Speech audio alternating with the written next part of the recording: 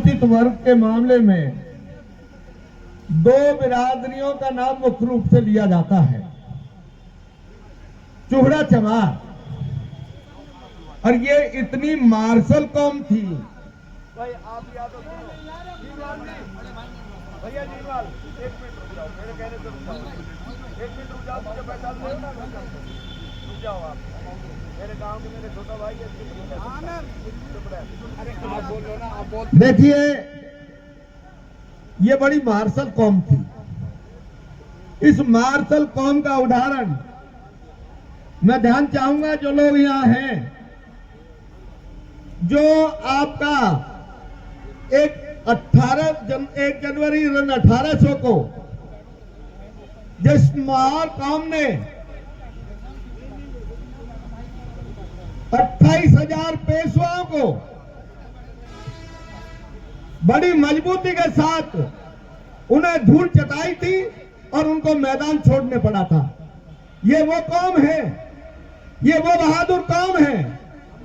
अब इस कौम के बीच मतभेद पैदा करने का एक इशू आया कि ये दोनों कौम अगर एक साथ हो जाती है तो फिर इस देश में राज करना बड़ा मुश्किल हो जाएगा।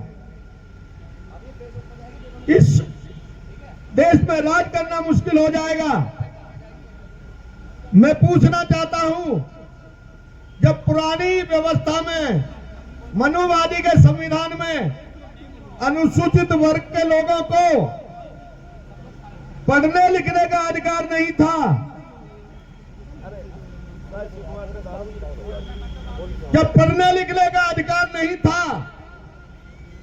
सुनने में कान में आपका शीशा पिघला के डाल दिया जाता था, लिखने की तो पढ़ने लिखने की कोई बात ही नहीं, तो इन्होंने एक षड्यंत्र रचा कि जो हमारे बीच भगवान वाल्मीकि जी हैं, मैं इसे रिकॉर्ड के साथ कह सकता हूं कि ये ब्राह्मण है और जाटों को अंबेडकरवाद और वाल्मीकिवाद को लड़ाने के लिए, इन दोनों समाजों को लड़ाने के लिए ये व्यवस्था की गई है।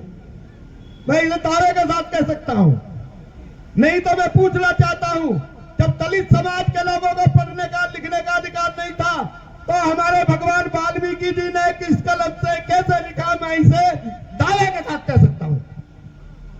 जब पढ़ने का अधिकार था ही नहीं, हम लोगों की ताकत जब 1 जनवरी 1800 में देखी तो इन्होंने ये प्रपंच रख के दोनों समाज, जो बहुत ही बहादुर कौम है, जो लड़ाकू कौम है, जो देश में क्रांति ला सकती है, उस कौम को इन्होंने 2 भागों में विभाजित किया है। मेरे भाइयों, आपने बहुत अच्छी शुरुआत की है। अंबेडकर जयंती बाबा साहब ने हमको जितना दिया उसका बखान किया जाना बहुत ही कटु छोटे शब्दों में मुश्किल है, मगर मैं एक बात कहना चाहूंगा और निवेदन करना चाहूंगा मंच के माध्यम से, अगर बाबा साहब को मानते हो तो बाबा साहब का एकांकी नाटक घर में बच्चों के साथ 8:30 बजे से 9 बजे तक अवश्य देखोगे तो आपका परिवार और सारा कलह दूर हो जाएगा। इन्हीं शब्दों के साथ जय भीम, नमो बुद्धाय।